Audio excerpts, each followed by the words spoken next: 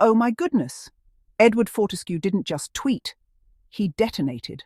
And not in the calculated, politically strategic way that people sometimes do when they want to provoke discussion. No, Edward's post reads like the kind of drunken letter you write at 3 a.m. Forget to delete, and then have to awkwardly explain to your boss the next day. It's the purest form of liquid intelligence, sloshing, unstable, and spilling out in all directions, staining everything it touches. From the moment his thumbs hit the keyboard, Edward wasn't aiming for truth, accuracy, or balanced critique. He was aiming for theatre. Grotesque theatre. Ironically, the exact phrase he used to accuse Meghan and Harry of creating. But unlike the Invictus games, which are built on grit, recovery, and resilience, Edward's stage is built on bitterness, projection, and the dusty stage props of tabloid talking points. He opens with, "The wounded veterans of Invictus are done, utterly and irrevocably done, with Harry and that fame-hungry parasite he married. They've seen war, they've faced death, they've dragged their broken bodies through fire and blood, and now they are expected to play supporting roles in the grotesque theatre of two narcissists desperate for applause." The audacity here is staggering. Edward is attempting to conscript wounded veterans into his personal grievance war. He speaks as though he's the elected representative of every Invictus competitor, as if he's been handed a ceremonial sash reading "Voice of all Veterans."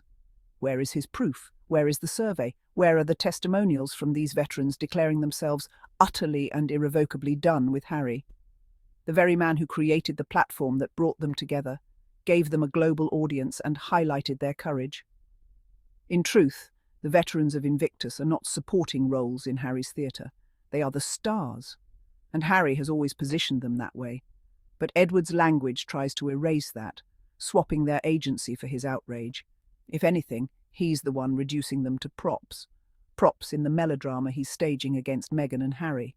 Then comes the real Freudian slip of the entire post, the part that exposes not Meghan's alleged faults, but Edward's own warped fixation. Meghan Markle is not a humanitarian. She is a scavenger, circling the sacred with cameras in tow, draped in designer grief and counterfeit empathy. She turns every solemn tribute into a photo opportunity, every scar into a set piece. The woman wouldn't know sacrifice if it bled out in front of her. Let's dissect the choice of scavenger. A scavenger is someone who feeds off the work of others, picking over what's already been built because they cannot create themselves. Does Edward hear himself?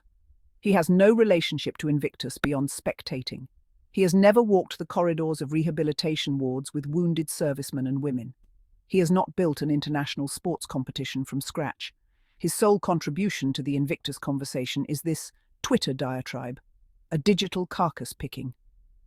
Draped in designer grief and counterfeit empathy is a phrase that reveals more about Edward than it does Meghan. It's an attempt at poetic insult, but all it really does is highlight his own fixation on her clothing and presentation. He could have said insincere or inauthentic, if that's what he meant.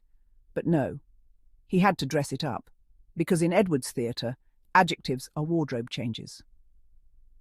And then there's the claim Meghan wouldn't know sacrifice if it bled out in front of her. Sacrifice is not something Edward is qualified to define for her. Meghan sacrificed her career, privacy, and personal safety when she entered the royal sphere, and then sacrificed her royal platform when the toxicity of that environment became a threat to her mental health. Harry sacrificed his role, titles, and ties to the institution he was born into, all to protect his wife and children from the same fate his mother suffered. What exactly has Edward sacrificed, aside from credibility? He moves on to Harry with, he abandoned his regiment, his family, his queen, then came crawling back to the very veterans he left behind, hoping their heroism might cover the stench of his cowardice. But the veterans see through him now. He's no brother in arms. He's a cautionary tale. If Harry is a cautionary tale, then the cautionary lesson is this: never expect your service to protect you from people who will rewrite your history to suit their prejudice. Harry served 2 tours in Afghanistan, founded Centre Bali for children affected by HIV, and created Invictus to honour wounded warriors. If that's cowardice, Edward's dictionary must be printed in opposite world. And then Edward tries to land a blow with, they are not a red carpet for grifters, nor a stage for Meghan's endless performance of self-infatuation. Replace Meghan with Edward, and you have the most accurate description of his Twitter presence. His entire post is a red carpet for his own performance, a grand, moralizing monologue intended to feed his sense of importance. He accuses Meghan of self-infatuation while writing what amounts to a love letter to his own opinion. Finally, he builds to his grand finale: Invictus must cast them out, not politely, not discreetly, ruthlessly, because every second they remain near this sacred institution is a second too long. Our wounded deserve dignity, not drama, service, not spectacle, honour, not Harry. This is not the voice of someone making a measured appeal for better leadership or governance of a charity. This is the voice of someone in the throes of a personal vendetta, so blinded by dislike that he advocates removing the founder of a globally respected competition from his own creation. He claims the wounded deserve dignity, not drama, while producing a thread of pure drama that drags their names into a fight they didn't start.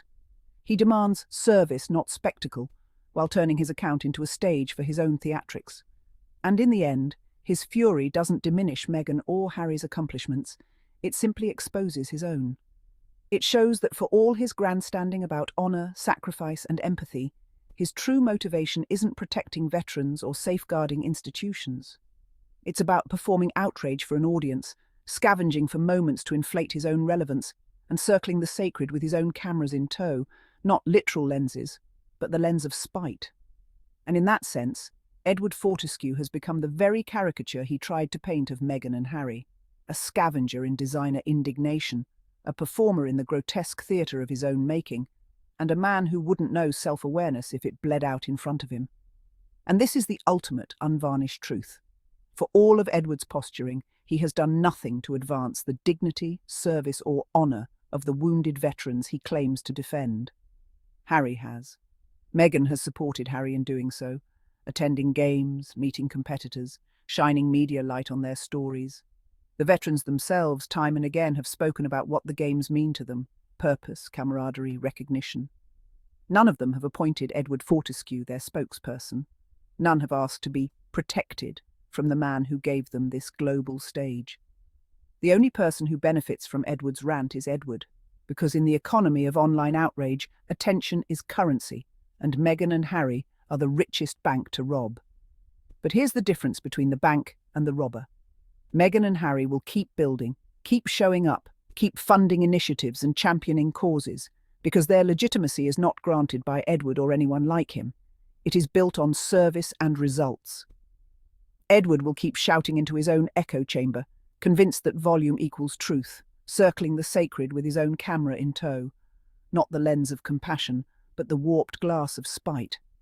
And that is why, when history remembers Invictus and the veterans who have rebuilt their lives on its track, Edward Fortescue will not be a footnote. He will be nothing at all. To all my curious Sussex family, thank all for watching, and do not forget to subscribe, like and put a comment. Bye-bye, see you then in our next episode.